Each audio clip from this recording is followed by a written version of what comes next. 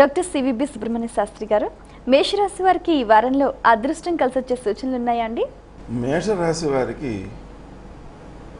ధనస్థానం బాగుంది, వాక్స్థానం కూడా బాగుంది. అందువలన అవసరానికి డబ్బులు సమకూడడం, అది కూడా స్త్రీజన సహకారంతో సమకూడడం, మాట్లాడితే ఇతరులను ఆకట్టుకునేలా ఉన్నందువలన పనులు సులభంగా నెరవేరుతుండడం, ఆకర్షణీయంగా ఉండడం లాంటి కొన్ని ప్రత్యేకతలు ఈ వారంలో మనకు గోచరిస్తాయి.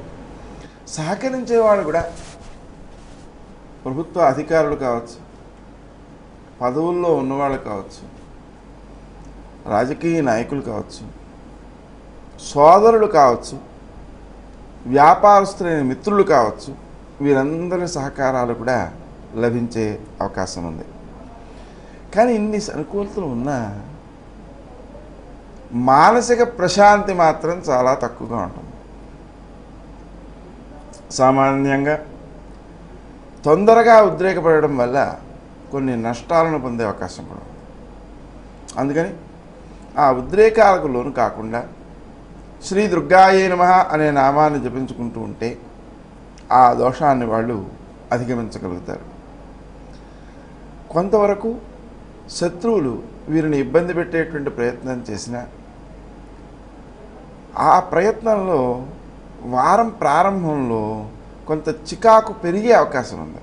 మామూలుగా శత్రువు ఎవరైనా ఇబ్బంది పెడుతున్నారంటే మనం ఆలోచించాల్సిన విధానం ఎలా ఉండాలి అంటే, ఆ దోషాన్ని అధిగమించేలాగా ఎక్కువ కృషిశీలత పెంపొందించుకుని కార్యాన్ని సాధించుకోవడానికి మన నైపుణ్యాన్ని పెంచుకోవాలి.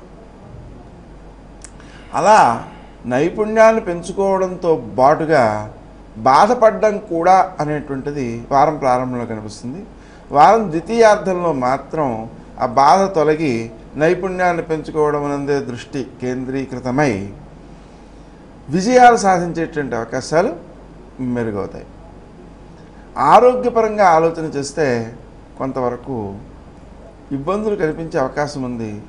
అవి ఎలాంటివంటే భ్రమలు.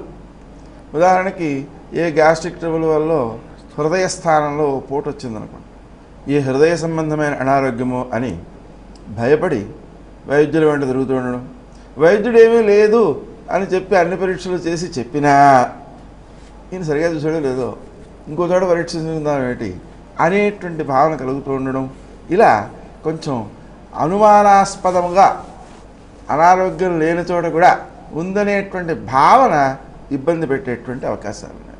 నిజానికి రావాల్సిన సొమ్ము వస్తూ ఉంటుంది, కానీ ఇప్పుడు సొమ్ము ఎందుకులే అనేటువంటి భావన కూడా ఒక రకంగా విరక్తి అన్నమాట. అది కూడా కొంతవరకు ఇబ్బంది పెట్టేటువంటి అవకాశం ఉంది. అందువలన మనం ఆ ఆర్థిక వ్యవస్థను సరిగా సద్వినియోగం చేసుకోవడం కోసం సుమంతో శ్రీ కార్తవీర్యార్జునాయ నమః అనే మంత్రాన్ని జపించుకోవడం వల్ల ఎక్కువ మేలు కలుగుతుంది.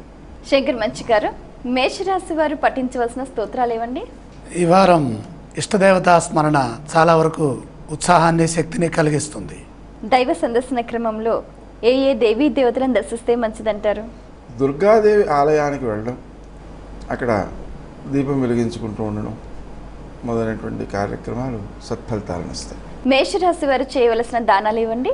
ప్రధానంగా అష్టమ రాశిలో శని సంచారం జరుగుతోంది. నువ్వులు దానం చేస్తే మంచి జరుగుతుంది.